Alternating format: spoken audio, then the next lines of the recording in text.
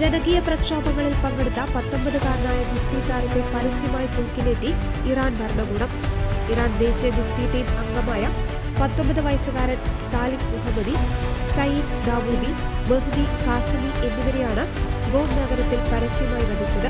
ജനുവരി 8 നടന്ന പ്രക്ഷോഭത്തിനിടെ 2 സുരക്ഷാ ഉദ്യോഗസ്ഥരെ കൊലപ്പെടുത്തി എന്നതാണ് ഇവർക്കെതിരെ ചുമത്തിയ പ്രധാന കുറ്റം. കൂടാതെ ദൈവത്തിനെതിരെയുള്ള യുദ്ധം, ഇസ്രായേലിനും അമേരിക്കയ്ക്കും വേണ്ടി ചാരപ്രവർത്തനം നടത്തി തുടങ്ങിയ ഗുരുതരമായ ആരോപണങ്ങളും ഇവർക്കുമേൽ ഇറാൻ ജുഡീഷ്യറി ചുമത്തിയിരുന്നു.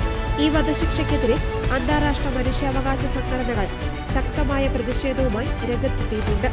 പ്രതികൾക്ക് നീതിയുക്തമായ വിചാരണ ലഭിച്ചില്ലെന്നും അതിക്രൂരമായ പീഡനങ്ങളിലൂടെ നിർബന്ധിതമായി കുറ്റസമ്മതം നടത്തിക്കുകയായിരുന്നുവെന്നും ആംനസ്റ്റി ഇന്റർനാഷണൽ ഉൾപ്പെടെയുള്ള സംഘടനകൾ ആരോപിച്ചു.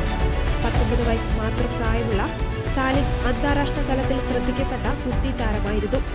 ജയിലിൽ വച്ചാണ് ഇയാൾക്ക് 19 വയസ്സ് തികഞ്ഞത്.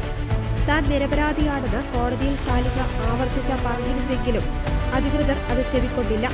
സയ്യിദ് ദാവൂദി വധിക്കപ്പെടുമ്പോൾ 21 വയസ്സായിരുന്നു പ്രായം. സാമ്പത്തിക പ്രതിസന്ധിയെയും വിലക്കയറ്റത്തെയും തുടർന്ന് ഡിസംബർ അവസാനം ആരംഭിച്ച പ്രതിഷേധം പിന്നീട് ഭരണകൂടമെടുത്ത പ്രക്ഷോഭമായി മാറുകയായിരുന്നു.